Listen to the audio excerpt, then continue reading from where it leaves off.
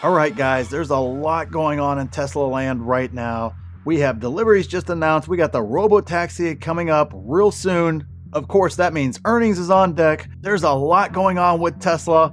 And guess what? We're not going to just look at the bears today. We're going to take a look at the bulls as well, because per the usual, it seems like everybody has an opinion on this stock. And we need to break down truth from fiction in regards to Tesla itself, where it's going, robo-taxi, everything else out there. So a lot to get into today, guys. So just make sure you like the video if you like getting the truth without the hype, because that's what you're going to get today. I know every time I make a Tesla video, it seems like some people like it. Some people are down there telling me I'm wrong, I'm a bear, whatever the case is. Hey, that's okay. It comes with the territory. Either way, you're getting a truthful opinion. I'm not here to just pump you up or anything else of that nature. It's not how you become a prudent investor that makes a lot of money, even in Tesla, over the long run. That's how you get yourself in trouble. So we're not going to do that today. So usually when we do these type videos, they're usually bears, but let's take a look at the bulls, see exactly what they're saying, see where we agree, where we disagree, and kind of where Tesla stock falls out in all of that. And there's a lot of topics covered here today, so I want to jump right into it. But I did extend the September stretch sale. There were a couple of you guys that needed the extra day, so not a problem. There you go. I just left it up there for you. I'll take it down as soon as I get time to jump in there and actually take it down from the website. So make sure you take advantage there. But let's jump into the video. NASDAQ pulling back a little bit, watching a video this morning. Now about a 2% drop, limiting the market upside. Let's talk some growth themes with a focus on Tesla with Gary Black, managing partner of the Future Fund, a big Tesla bull, a long time one. Gary, welcome back to the Schwab Network. Hey, Oliver, how are you? Doing well, enjoying a Friday here with stocks, trying to hold on. Tesla's had a pretty good month and a half now. You think this is an expectation that they're going to do a big unveil, or maybe that some of the auto strain will find some relief now that we're cutting rates here and abroad? What's going on, Gary? I think it's a few things. So one, you've had the Fed cut rates. Tesla's a long duration stock. It's got a very high PE, about 112 times. Long duration stocks do better when rates go down. So that's point one. Point two, I think there's growing anticipation they're going to beat in the third quarter on deliveries. That'll be next week. And the street's looking for about 460, but it'll be the first quarter in 3 quarters we're actually going to show growth again. We're looking for about 6% year-over-year growth, and Cybertruck is contributing to that. Cybertruck is doing like 20 a quarter now, so it's called 100 per year. So that's helping. The third point is people are getting excited about the $25,000 to $30,000 compact, which is coming out next year, which in discussions with management, they have confirmed that that is still on track. And then the fourth thing, which is what you talked about, which we're not as excited about, for lack of a better word, but we'll talk about that, is the robo-taxi event. And the reason I'm not that excited about it is because all right, we'll go ahead and stop that right there so that way we can get to all his points, because he's just kind of jumping around through a lot of different things there. Obviously, we just had deliveries drop right around expectations, maybe a little beat. Wasn't anything crazy.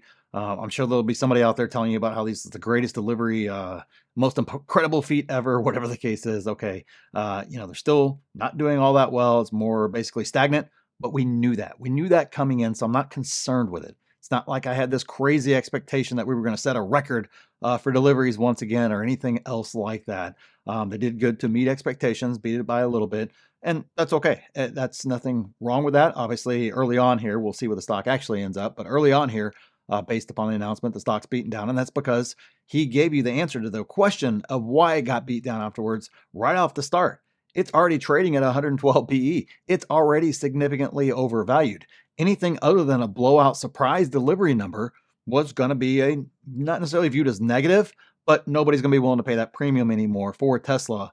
Even the traders and such aren't going to be willing to pay that when you don't have a knock it out of the park delivery numbers. You just simply met expectations, and meeting expectations does not justify 112 PE ratio on any stock or an overvalue, and continuing to be overvalued. So, when you get a run up like this into an event, anything other than not just meeting expectations, but beating expectations significantly becomes kind of a hard thing to do. And more times than not, the stock is going to go down. Same thing with earnings, right? Hey, you just meet expectations. Well, if it's had a massive run coming into those earnings, man, you better be kicking butt on those earnings. You better be giving those NVIDIA style earnings beats or early, Tesla 3 or 4 years ago beats on earnings in order to continue to push that stock up, or else they're going to beat it back down because yes, you meet expectations, but they've already traded well beyond those expectations in regards to stock price coming into the earnings there. So I think that's a little bit of what you're seeing right here. I don't think that they're at unsupervised robo-taxi yet, the way Google is with Waymo in the US and the way Baidu is in China, where you can just basically get a robo-taxi deployment license, send the car out, pick up people, and charge a fee for. There's still too many interventions. And when there's stuff out there that you can look at. There's a Tesla crowd tracker, or Tesla FSD tracker, it's called .com. You can see people upload their data, and you can see that there's still about 96, 97% what they call efficacy. So about 3% interventions, and that's too high to have a robotaxi event. So I think what we're going to see at the robotaxi event, which I'll be there, will be an unveil, a promise that at some point they're going to get to unsupervised. But at least today, you're still at supervised FSD, which is in the stock. Supervised FSD just means somebody has to continue to hold on to the steering wheel and pay attention. But robotaxi, He made a key distinction there. What we have right now is already in the stock. It's already there, already well priced in. People are starting to price in other things there. But, let's keep going here. But I just kind of wanted to make sure he made a very important distinction there in regards to what Tesla's already doing. Is it already involved in the price and all that sort of stuff? Of course. All that stuff's been priced in for a while. We're looking for something else. is unsupervised, and I don't think Tesla is there yet. What about the competition? We were talking with Ross Gerber yesterday at Gerber Kawasaki, and he was talking about how Waymo's already taken over the West Coast, and it's uphill battle for Tesla. And my point was like, all right, well, at least we know like it works and that people are willing to go into robo-taxis. Yeah. So there should be some, pretty big market. What do you think they could do to really surprise and win over the doubters? They have to get to, unsupervised robotaxi. They have to show that the car drives itself 99.99% of the time. You mentioned Google Waymo. Waymo is doing, this is last year's numbers, 17,000 miles without an intervention. If you go to that Tesla FSD tracker, they go about 360 miles without intervention. So they need to improve it by about 50 times to get up to where Waymo is. And I think they can. This is, all right, so I'm going to stop it right there. And I'm going to try to thread this needle here. So try to hear me out all the way through. If I misspeak, I apologize. This is my biggest hiccup in regards to robotaxi, FSD, and everything else. The reason why, and people saying, well, Waymo's approved, therefore they're going to approve Tesla too. No, that stat right there he just gave, 17,000 miles per intervention versus 360 miles per intervention, or whatever the heck the numbers were. I apologize if I just misquoted them there. That is a massive. They've got to improve by 50 times in order to be at the same level of safety as Waymo is. Now, I understand it's, geofencing and everything else, and that's a lot less complicated than what Tesla's got to do. I agree with that completely, but that's part of setting the bar so high.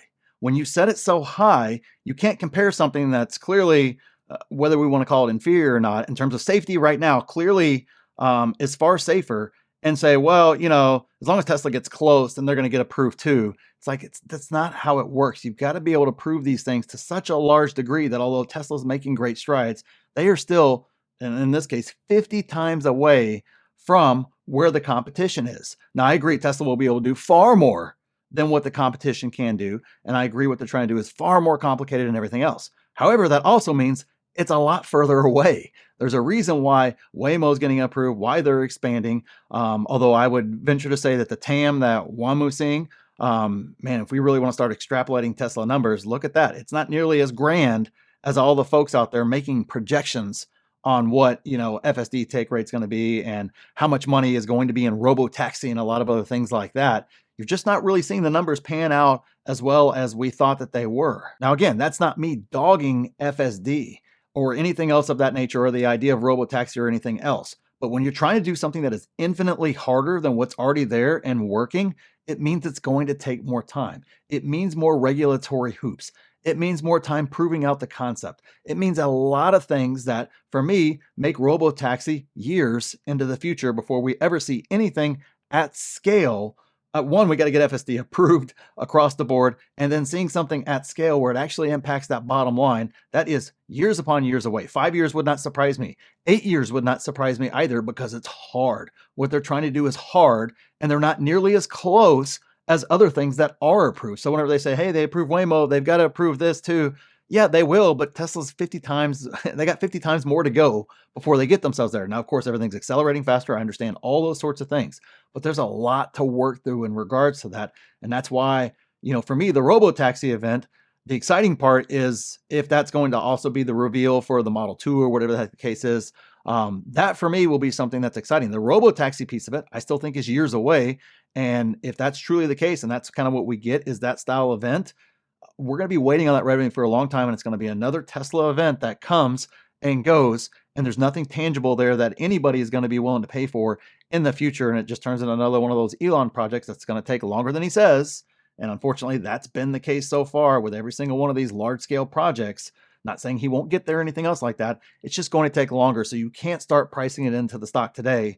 Traders may trade it today, But in terms of actual long-term buy and hold investors and those institutional holders, they're not going to price it in today if we don't get something tangible. And right now, given where FSD is, I don't think we are close enough there yet. And I understand it may be less than 50 times now, but we're not close enough there yet for me to be able to accurately project out anything. And so that's an important piece whenever you're watching that particular event and you're kind of breaking down that event, is understanding what's tangible in the next 6 months, the next year, and what's not at that stage. And that's where kind of I think that Model 2 can make the robotaxi event, I won't call it a gigantic hit, but definitely on the plus side instead of on the negative side, which it will be if it's just strictly a robotaxi announcement with a lot of things that are very, very future looking, that are years away. It's going to be what happens to the stock, unfortunately. The nice thing about Tesla is they have a scalable business. Their cars cost, let's call it $30,000 business. Those Waymo cars with the, the LiDAR units and the radar units, and I don't know, they got like 16 cameras. They run about $100,000 each, and it's not a scalable business. They can't just go into every city. Where Tesla, once they set up the infrastructure, and the infrastructure is setting it up, it's monitoring, and it's recovery if needed. Once they go in, they can do that in multiple cities at once. Whereas Waymo can only do it where they've done the mapping and they have a geofence. And so Waymo is now going into Austin and Atlanta, 2 cities. But Tesla can move much faster, but they don't have the product yet that's at Waymo's capabilities. And that's the challenge. And so when I'm looking at Tesla valuation, we have a price target of 270. So we're getting pretty close because we don't put much incremental value in to unsupervised FSD because they're not there yet. Right? So that's the challenge for anybody who's like an Uber bull has like, $1,000 price target. You show me that they're at unsupervised, and I would add a robotaxi. The way I value FSD is I assume a take rate on the fleet. I assume a take rate on the deliveries. It's $99 a month. I feed that through my P&L, and on my 2030 earnings, it's worth about $1 a share of my $15 in earnings, but it's not worth $15 a share in earnings, which is what some people are coming up with. There you go. That is a excellent breakdown. I don't believe in projecting out to 2030. I think it's useless. So many things change in the meantime. They end up being far more than they're right. So for me, it may be a fun exercise to do, but it's not really realistic. But he even gave you the breakdown of how he's pricing in the impact on the bottom line versus other folks who are ultra bullish, who are just giving it utterly ridiculous, dollar amounts to the bottom line it's going to add, despite really the math not mathing is the best way to put it there in regards to that. So that's where understanding valuation and not getting so out of control with projections, with future projections, and just trying to be conservative keeps you out of trouble at that stage. And you guys are right. I went through actually the comment section of this video, and lots of folks are saying, oh, Wall Street's forward looking. You're not looking forward. And a lot of other things like that. And they're right and they're wrong. Wall Street does not look 5 years forward, 8 years forward. Wall Street looks 6 months, maybe a year at max. And none of this stuff is a year away from adding significantly to the bottom line. Absolutely none of it there.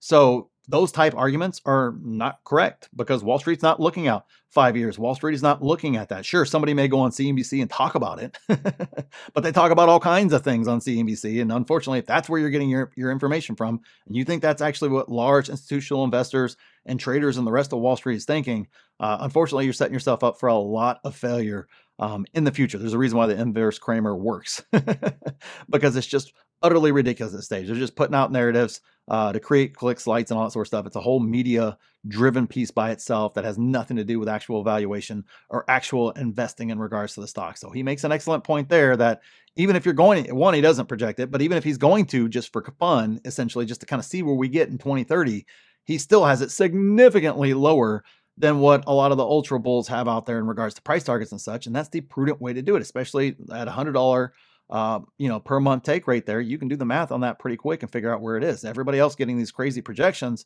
I don't know what they're using for it, but that's part of the Tesla experience.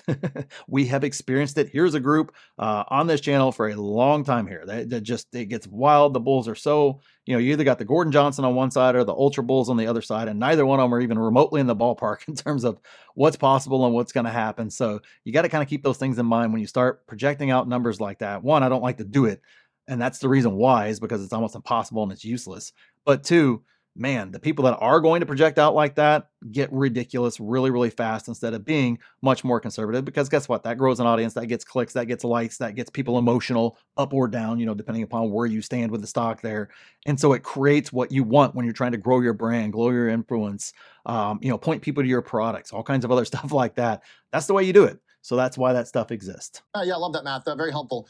So then, if that's your kind of assumption, your baseline for the role of the self-driving and the robo stuff, kind of as a whole category where that goes, what's a price? What's a valuation that maybe is a little bit more tied to the auto sales and the reality of what's driving the stock right now? Yeah. So my 270 is not done. It just includes a take rate on FSD. So I include nothing for robotaxi. I have a big energy ramp up over the next 10 years and a big, we'll call it, services ramp up. But the auto business is the big chunk of that $270. And so, look, you can be excited owning Tesla. Why? Because the deliveries are going to be, and the most important thing to me is the $25,000 to $30,000 car. And I've written extensively about this. If you go on Twitter, under at Gary Black 00, you'll see it. But this is very reminiscent of 2020 when they introduced the Model Y. And Model Y was a new category, allowed them to go into the CUV category. The bears said, oh, this is just a big Model 3. It's just going to cannibalize Model 3. That is not true because you get a whole new TAM by going into the compact category, which is about 12, 13% globally. The number 2 car in the world right now is Toyota Corolla. Number 1 is Model Y by Tesla. And once you have a Tesla compact, you're bringing the Tesla brand and its performance and its safety record and all the things that people love about Teslas, you can charge them anywhere, and you're putting it into that compact category, and they're going to take a lot of market share by doing it. So that's what I get excited about it. And I think, yeah, I'm right there with them. That's what excites me too. That's where I thought they should have gone instead of Cybertruck. Maybe there were other reasons behind it. Although I think Cybertruck looks awesome, but beyond that, that's where I thought they should have gone because that's where I feel the bigger opportunity is long term across the board for a lot of different things. And he mentioned that there right now you've got to look at it when the autos make up the vast majority of the revenue. Although we're all excited about energy, the facts are I was getting all these comments about how hey, energy is going to make this past earnings incredible and it's going to be game changing, and it wasn't because the autos, unfortunately, for better or worse, make up the vast majority of the revenue for now, and of course the profits as well. And so that may be something great in 2030. Who knows? I don't know at this stage. I can't predict out that far. I'm not going to. Now, the only part I will disagree with him on is the fact that the reason why and more importantly, Model Y was a hit. Agree completely there, which of course drove a whole bunch of new revenue, a whole bunch of everything to Tesla. Bottom line profits. They were able to charge a premium because there was so much demand. Unfortunately, this time around, and back then, Tesla stock was undervalued back then when they first introduced it. Unfortunately, Tesla stock is overvalued, a much larger company, which means that compact car has to be an even larger hit than the Model Y was, which I actually think it will be. But you're also getting into those lower price categories to where those margins start to get squeezed a little bit, or it's harder to squeeze out margin, or it takes more vehicles to squeeze out that higher margin that Tesla likes to get. And I think they will get in the future there. And so those are all kind of things to take in mind, that it's not going to be the same stock explosion like you saw back then. Because it was kind of like the rubber band stretched forever and ever and ever in regards to Tesla being undervalued. And then whenever it popped and went the other way, it obviously rocketed up way past, fair value to overvalued, despite great earnings and everything else coming in during that particular time frame. So we're kind of in an opposite scenario right now, where we're already the rubber band really isn't stretched all that tight in regards to undervalue. We're stretched the opposite way in regards to overvalued. So maybe it just equalizes that out. Who knows in regards to the timing of this as well, as to how it actually moves and how they're actually able to manufacture, and more importantly, the margins, of course, in the end. at the end of the day, you want to own Tesla for the EV business and the energy business. And if you get a robo taxi car at some point, that's an option. It's a free option you're getting because you're only paying $270 for an X robo taxi. The way I look at it. Yep, that's exactly how I view it as well. A lot of those things the Tesla bought, so he really didn't even mention that or anything else of that nature. Those are all just extras. If they happen to work out, great. If they don't, that's okay too. If they happen to just be robots that work in his factory and, allows them to lower labor costs and some other things like that, I'm okay with that too. It's a net positive regardless, but all, folks making $1 trillion assumptions on those type things, that's getting a bit ridiculous there. But I would agree. Hey, you got the EV business, the energy business, both those are going to be solid and continue to grow into the future. Are we going to get that 50% growth rate back? Probably not. Happy if we do, though. Of course, we win regardless. But those are all excellent points from a bull who generally is, he was getting accused of being a bear the whole time too, down in the comment section. Probably his Twitter feed probably blew up too. But a very, very reasonable take from a bull there. Obviously, I'd love to get some of the other bulls on. Hopefully they start doing more interviews, especially as we get closer to earnings and such. So we can kind of break down some of their arguments, the good and the bad with them, because of course there's always good and bad with all of it. So for me personally, in regards to Tesla stock, I see no reason to change anything in regards to Tesla. We're in a down period. We knew we were in a down or a stagnant period. Elon told us that that was coming. That's why I lowered my price targets. That's why I bought them at 145 and 160 something or whatever the case was, because we knew that this was coming here, and that's where prudent investing comes in. We're running a little bit hot right now. Obviously, for me, coming into earnings, we'll do an earnings preview specifically, break down everything I think is going to happen on earnings and everything else, exactly what I'm looking for. But in regards to Tesla stock, right now, today, I don't see any reason to change anything. There's nothing that changes my outlook. Yes, we're trading a little bit rich, but that doesn't mean sell and wait for it to dip back down. Heck, you could just have a decent earnings and then the stock could go from overvalued to fair valued quickly without the price changing at all. And then, of course, all those folks that sold are busy wondering, oh, should I buy? When do I buy? Or what if they have surprise great earnings or a surprise announcement of some sort? Too many unknowns for me to play those trading games. That's for traders to do. I'm not going to do that. And remember to take advantage of the September stretch sale, because I'm going to leave it up there until I take it down here for a day or two. Make sure you check out the pinned comment down there where you get 5 free courses. You get free coaching. You get the best 6, 7, and 8 figure Discord out there, free stock analyzer tool. Guys, there is so much involved. Make sure you check out the pinned comment and see if a membership's right for you. And click this video here if you want to see exactly what I'm buying in this market. And click here to see my exact plan for this market. So thanks for watching, and we'll see you in the next one.